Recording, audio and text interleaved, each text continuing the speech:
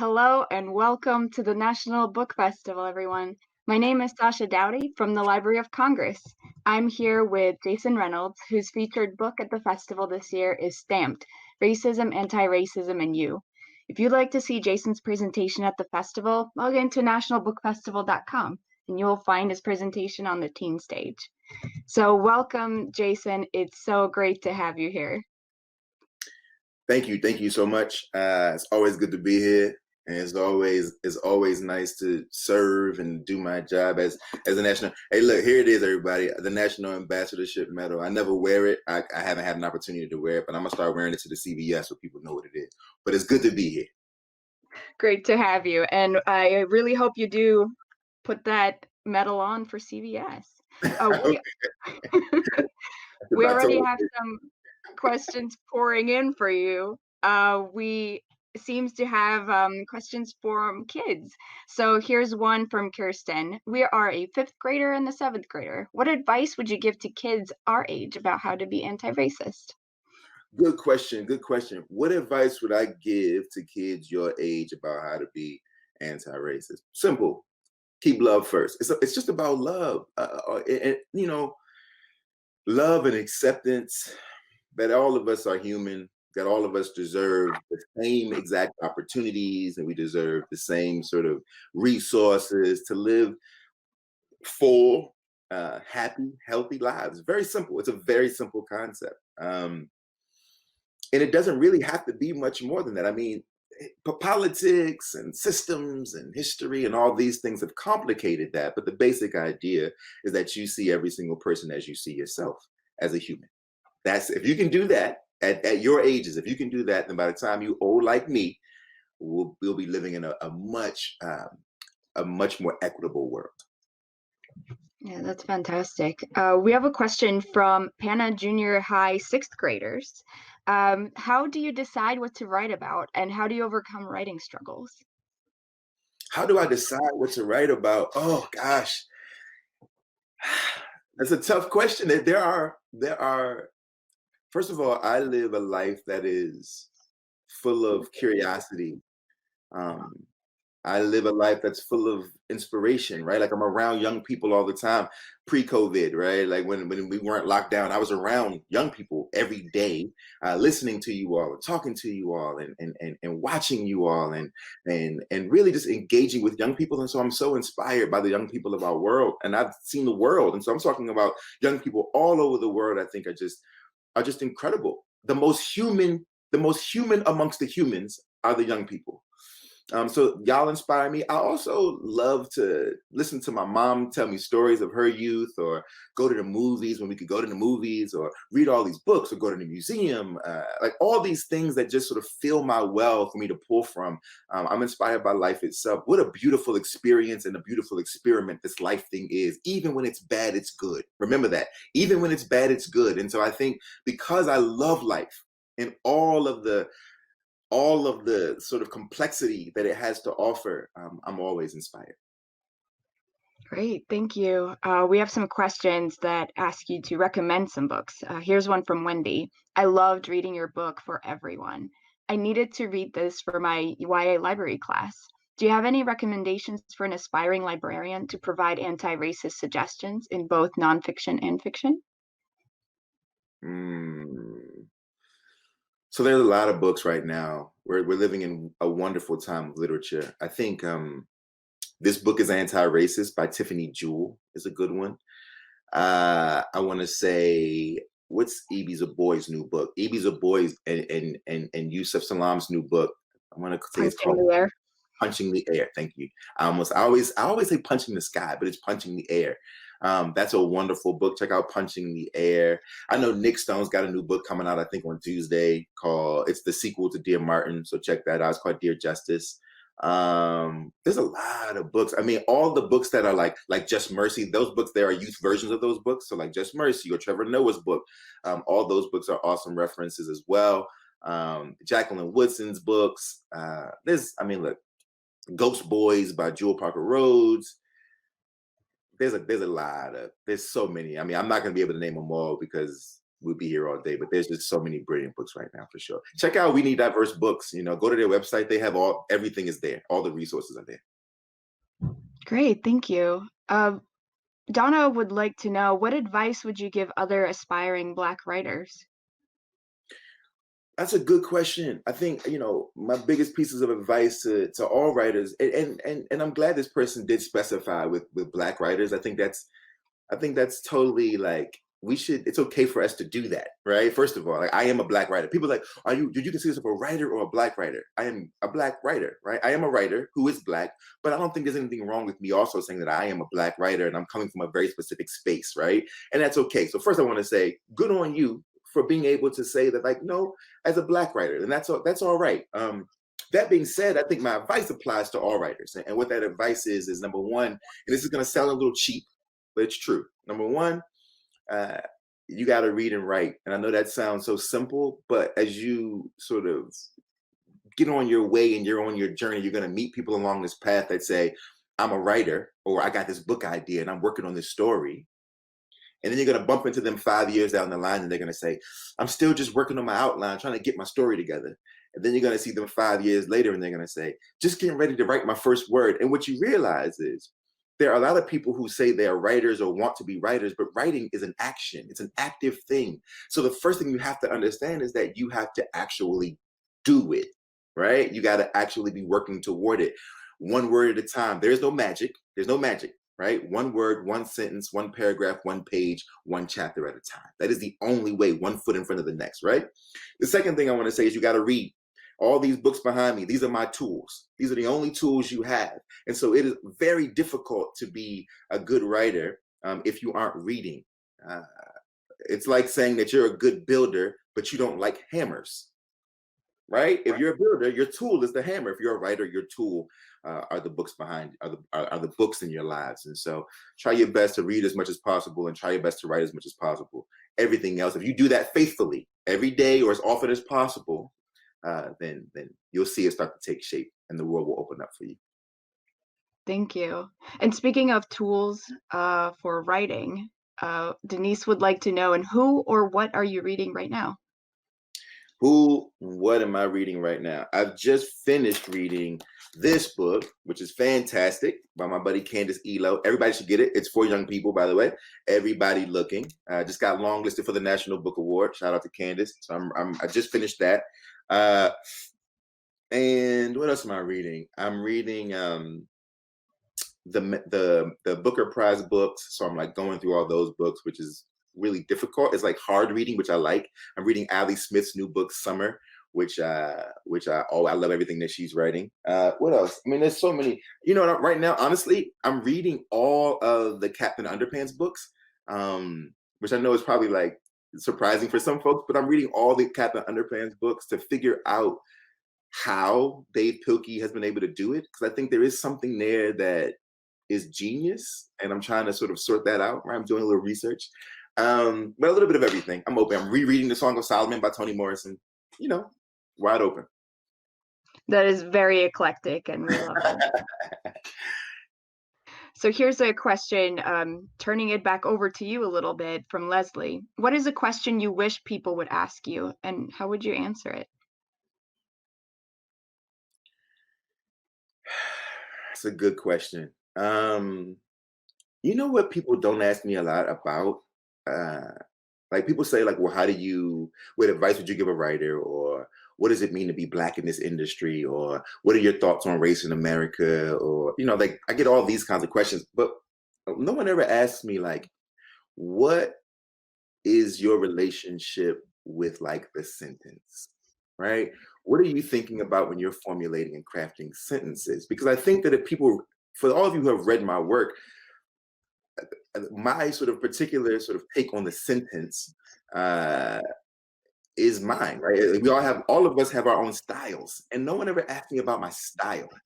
And if they did, I think I would respond by saying that I believe that, and I've said this before in other interviews, I believe that all writing, look, James Brown said that to him, every instrument was a drum. right? That was his thing. And so that's the reason why the horns sound percussive. That's the reason why the guitar sounds percussive. And for him, everything was about the drum. He said every single instrument is a version of the drum. And for me, every single form of writing is a version of poetry. I believe in rhythm, in music. I believe in repetition. I believe in license, where I could do whatever I want to do in a sentence or on a page. And no one ever asks me how I formulate sentences or how I think of sentences or how I hear them in my head and in my ear or in my mouth, for that matter. And it bums me out that people don't ask Black writers more questions about craft. Well, thank you. I think we all know you a little bit better now as a crafter of your sentence. So A.L. Davis would like to know about your background. What kind of influence did growing up in the DC area have on your perspective in writing? One of the things it did for me, so like growing up here, we grew up with, I think about go-go music a lot. And I've given lectures about my relationship to go-go music and its relationship to literature. Because go-go music, which for those who don't know, is a indigenous music to Black DC, right? Like that is our sort of music. It has never left the city. It is still a big thing in this town. And it is indigenous to the city, specifically its Black population. And it's an amalgam of, to me, every indigenous music, right? So like, and that's why I like it so much, because I feel like it's the blackest of all the musics, right? And what I mean is, you have music coming out of South America, you have music coming out of Africa, you have music coming out of the Caribbean, and all these musics are, and you have American classical musics, right? Which jazz and hip hop are the American classical musics. Which we can have a different conversation about at some other point. And you mash all those musics up together, and that's go-go music, right? And funk music and disco and like all of it, R&B and blues, all of it's mashed into this one sound. And I think growing up around that music and seeing people make something out of nothing, seeing people create rhythm that lasts for hours and hours. I think when I approach my work, that's what it is, right? It's all about sort of a call and response for me and the reader. It's about this influence and this influence and this influence. And then there's a bit of just irreverence, right? Like a lot of my work is really just me pushing back against what everybody says I'm supposed to do with literature, or what literature, capital L literature, is supposed to be. And I think all of that sort of stems from growing up in a city where the music was such a big part of our culture. That's fantastic. Thank you. We have a question from Melissa. What 3 things would you say to reluctant teen readers? I read Stamped, Racism, Anti-Racism, and You rocked my world.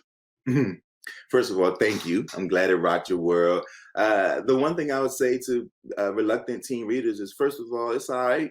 I ain't here to judge you. I think sometimes we make young folks who have a hard time reading, or who haven't found their way into the reading world, we make y'all feel like y'all less than, and y'all aren't.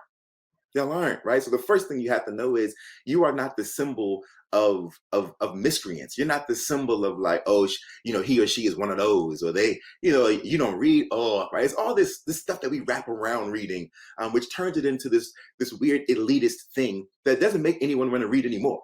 So first, I want to say it's okay. Second of all, I want to say there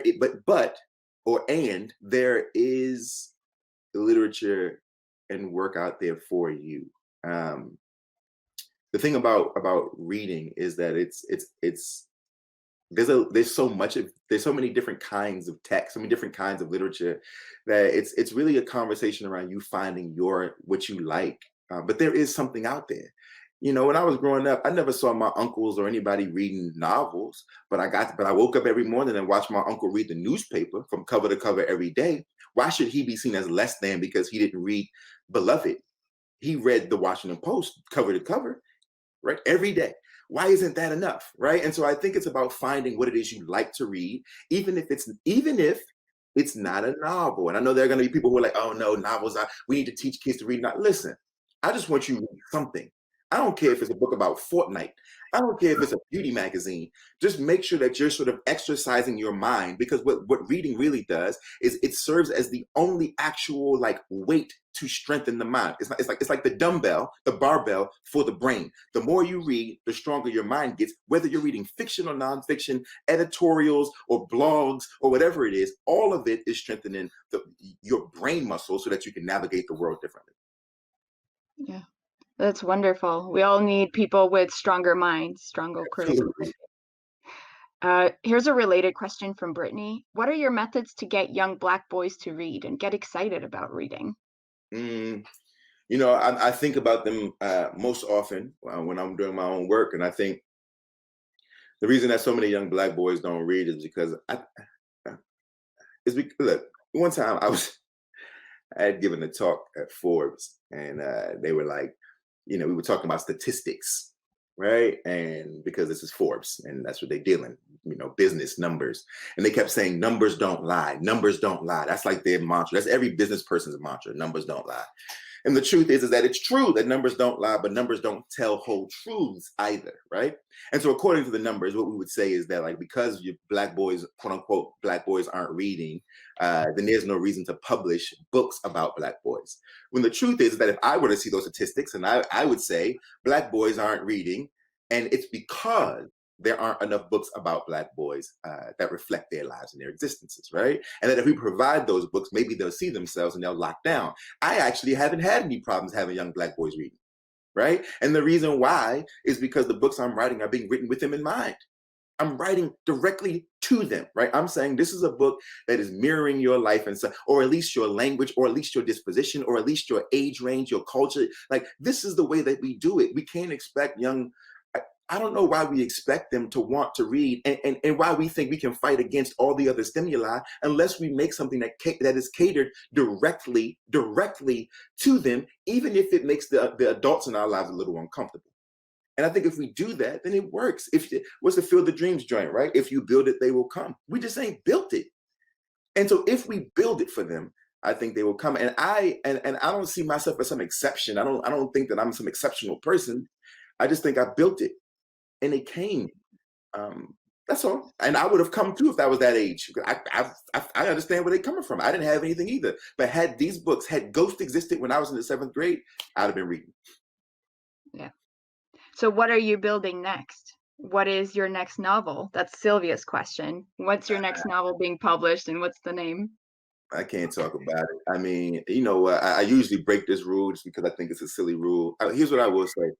I really don't know why we don't talk about it. I think, like, oh, I don't want to tell you because then that might change, or this might happen, or it might not come out. And it's like, oh, well, then you change your mind, right? What I will say is this: I'm curious about writing about divorce. As a child who experienced it and who went through it, and a lot of us are going through it or who have been through it, I think there hasn't been enough for me literature that kind of encapsulated what it felt like to watch his parents go through that, or for you to go through all of that stuff. So I'm thinking about writing about divorce, but I'm also really interested in tapping into the bridge book world, that in between. That's why I'm reading all this Dave Pilkey stuff, because I think I look at my sort of, there's a picture book coming out sometime within the next year. I've got all this middle grade, I've got all this YA, and then I've got some adult stuff coming in 2022. But there's a little pocket there that I actually have not tapped into that I would love to kind of put my stamp on, put my foot in. And that's that in between the picture book and the middle grade. And so we'll see. Yeah, fantastic. We are all looking forward to the titles for all ages. Thank you. Well, rewinding back from Brianna, what initially inspired you to become a writer and author in the first place? It's tricky. I think when I was growing up, we didn't know any authors. It just wasn't a part of our lives or our existence, right? This wasn't a thing, right? The National Book Festival existed, I believe, but the idea that you could just sort of interface with authors, or that authors will come to your school, like, that just wasn't something that I experienced. And so I never knew that I could be an author. What I knew is that I had something to say, right? I was a kid who felt like his story wasn't being told. I loved rap music because I felt like they were telling versions of our stories. And they looked like me, and they talked like me, and they sounded like my older brother, and they moved like my older brother. They dressed like, like I loved rap music, and I studied rap lyrics as a kid, and I studied sort of the way rappers were sort of breaking down language and bending language. Like rapping is all about sound, and so they would bend words to make them fit with words that actually don't rhyme with them. And I thought that was like genius. And all the, I learned early on that you can actually manipulate language however you choose to. And so it wasn't until I think my first sort of touch with it all, my first brush with it was when my grandmother died, and I wrote a poem for my mother when I was 10 years old, and she printed it on the funeral program. And I got all this sort of affirmation from my family members at the funeral who said, "Yo, man, that thing you wrote for grandma, man, we loved it, man. It changed, it made us feel better." I was 10 years old, right? That was the beginning. It was like, oh, words can cast spell. Right? 26 letters is all we have to work with. 26 letters. That's it. And I get an infinite amount of possibility when it comes to how I arrange 26 letters to cast a spell on people that could make them feel differently. That's all I needed. Yeah, that's beautiful. Thank you for that answer. Here's a question from Olivia. Jason Reynolds is 3 exclamation points. I respect how you cultivate relationships with other authors, whether that's in your interviews or writing collaborations. How do you choose who you partner with when you do? Or do you have authors you'd like to collaborate with in the future? No one's ever asked this question. That's a good question. So I am a bit of a purist, right? It's interesting. Somebody who looks at literature so irreverently. I still believe in tradition, and I come through a particular tradition, right? And I believe in sort of integrity, the integrity of literature and the integrity of the text, right? That's why I said I get upset when people don't ask me about the sentence level stuff. Like, what is he doing with the sentences? And so that's what I look for when it comes to people I work with, right? You think about Brendan Kiley with All American Boys. If you've read any of his other books, this is a dude who cares about the sentence, right? Word for word. He's thinking through every word, every sentence, he's so methodical about making sure that everything is where it needs to be so that it works, right? So that it's effective when it comes to pulling the reader into this world. So that's the first thing. I always am looking for intention and integrity. And not just when it comes to the language, but also intention and integrity when it comes to life. I can't work with nobody who I don't like, right? I work for young people. And if you ain't approaching your work in service to young people, I can't line up with you. I can't work with you because we see the world differently. I see young people as the greatest gift that we have, right? If you see them as a way to make money, then you and I can't work together. It's very simple for me. In terms of who I'd like to collaborate with in the future, gosh, man, there are so many brilliant writers. I would love to work with Renee Watson.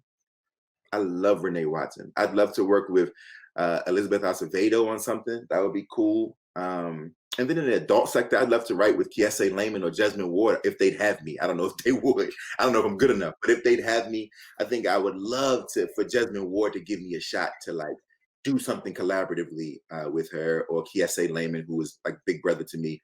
I would love, or even Jackie. I mean, Jacqueline Woodson is like one of my close friends. I would love to be like, yo, let's do something together. Let's make a thing together. I don't know. The possibilities are endless. Well, we're excited for all the possibilities. Here's a little bit of a different question from Daniela. Are you going to write more nonfiction books? I hope so. Oh, Daniela. Daniela, over the years, I've learned to not say no. So that the answer is maybe. Right now, I'm not really thinking about any of that. I can't really imagine myself writing nonfiction right now. But what I will say is this: writing Stamped the way that I wrote Stamped, and because it worked, because I was like, I don't know if this is going to work or not. I don't know, but because it seemed to have like caught hold and it's taken a place in sort of the cultural zeitgeist, it does make me think that maybe I'm onto something, right? Maybe we could really rework some of this stuff and I could write more nonfiction in a voice that feels familiar, really break down the whole like nonfictionness of nonfiction. I really kind of dismantle some of that stuff. Because I think nonfiction, because we have to state the facts, they believe that the facts have to be stated in a way that is boring. or that is plain, right? Just like, here are the facts. This is what happened. Here's the way it happened, right? And I think there are certain people I look at, like Timothy Egan, who I think is a genius nonfiction writer, or Pete Hamill, who I think is who was a genius nonfiction. So there are people that I look to as like these brilliant nonfiction writers who have done this for the adult sector. But I think writing nonfiction for young people, I could even take it even further, and take what they've done in the adult sector and do it for kids. So we'll see. I don't know. So when you are writing, here's one question from Karen. Do you listen to music when you write? It sounds like music has a huge influence on your words. Who are some of your favorite musicians? Music. And we Go have ahead. several people who asked that question too. Like, and a related question, Laura wants to know if you're a great singer yourself. Oh, my great singer. Uh, I wouldn't say I'm a great singer. I'd be singing in the shower. Yeah. I mean, look, I used to be like a songwriter and all of that stuff. And I'm sure there's probably scratch tapes on the internet somewhere of me doing samples of songs that I've written for other people that's in a previous life. But I wouldn't call myself a singer, no. Um, but I'm honest, therefore I could probably make good songs, right? Like, it's like, was Bob Dylan a good singer? Yeah, but he was honest, right? So it works. And then, Leonard Cohen, we can go on and on. In terms of music, do I listen to music when I'm writing? I wish I could, but I can't because I love music too much. And so I wouldn't be able to focus on both of those things. I need to concentrate when I'm writing. I do like noise though, a little white noise. I like the voices of human beings. I feel like if I have like people talking, or if I play a podcast and there's people talking, what it does is it helps me focus on my voice, because their voices drown out all the other voices in my head. So it distills the voice I need to actually work. Right. But if it's just me in silence, I can hear it's a lot happening up here. Right. But if I turn on, or if I go to a coffee shop or a cafe, or I put on a podcast, then just a little bit of human noise, it like quiets all of my other voices, and I could just hear the one I need to hear to do the thing I need to do. But I can't play music. I play music in the morning. I play music at night. I play music in the car. I play music all the time when I'm not writing. And I love everything. I grew up, my father, when my parents were together, we listened to a bunch of rock and roll in the 1980s, and folk music. And then my brother listened to a lot of hip hop, and that's the late 80s, early 90s. My mom was all about Motown in Detroit. And this is back when there were no AirPods or nothing like that, earbuds. And so you had to listen to whatever your parents were listening to. And so I got all the influences were sort of coming into my young mind at a young age. And so I still love all those musics today, the blues, jazz. My little brother's an orchestral musician, so he's always making me listen to all sorts of classical music, which is beautiful. Soundtracks, I mean, everything. So And that's a good thing to surround yourself with. for sure. Um, Annaline would like to know, since you surround yourself with young people and listen to them, what's the farthest you've been to hear different voices? Oh, I've been to Hong Kong and Singapore. And it's interesting because the one thing is the interesting thing about the voices of young people, whether you're in Hong Kong or Singapore, or whether I'm in Germany, Germany. Ibrox is like this like, it's like a hill. I don't know what you call them. It's like a hill land, right? Like this, it's just a land where all these hills, and it's in the middle of the countryside, and there's like a house here, and then a house 10 miles away, and cows and all sorts of things. And I went to Ibrox, to a youth prison, which was in an old monastery, right? It was, I mean, just a fascinating sort of experience. All over Europe, though. I mean, it's all over Europe, and what's fascinating is it doesn't matter where you are. Young people all laugh at the same jokes. It's amazing. Whether you're in Hong Kong or whether you're in Harlem, they're all laughing at this. If I crack the same joke in Harlem that I do in Hong Kong, everybody laughs at the same jokes, and that is one of that's one of those things I hold on to remind myself of the beauty of life. That it's actually still, no matter all the nonsense going on, that life in the world is still more good than bad. Yeah, that's beautiful. We have two related questions about your characters. Katie wants to know, which one of your characters do you personally relate to the most? And Ida asks, how do you think of your great character names?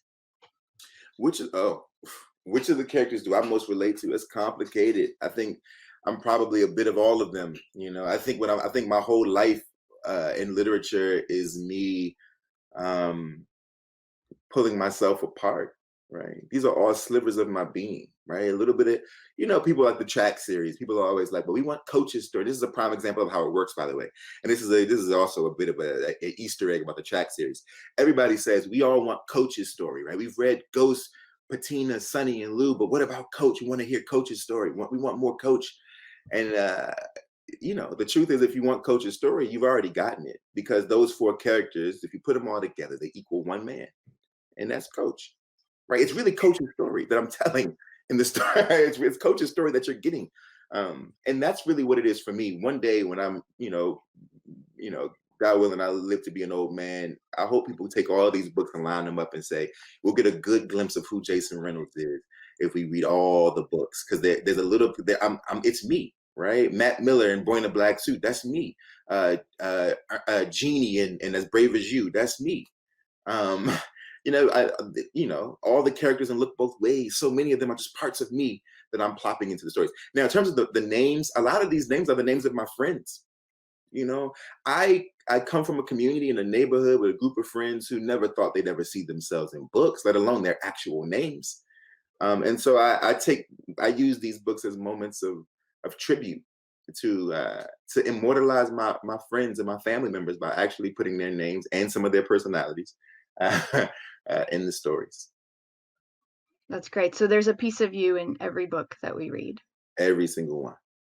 That's fantastic. Well, so sorry to say that we're out of time. This has been incredible. Thank you so much, Jason, for sharing your time with us so generously today. My pleasure. Um, Everyone, we've been speaking with Jason Reynolds, whose latest book is Stamped: Racism, Anti-Racism, and You. You can find his presentation on the teen stage of the National Book Festival. You can go to loc.gov/bookfest. And thank you so much to the audience here today. I hope all of you take the time to explore our many programs.